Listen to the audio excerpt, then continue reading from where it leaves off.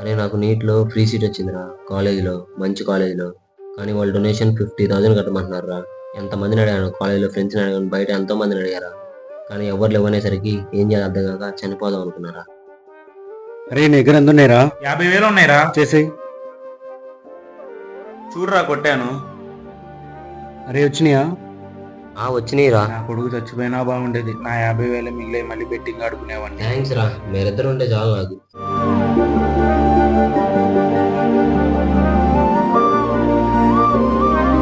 రే నా problem clear అయిపోయిందిరా, బండి ప్రాబ్లం. మరి నీకు? నా ప్రాబ్లం క్లియర్ అయిపోయింది. అరే నీ అప్పు కట్టేసావుగా? కట్టేశాను రా. ఓకేరా.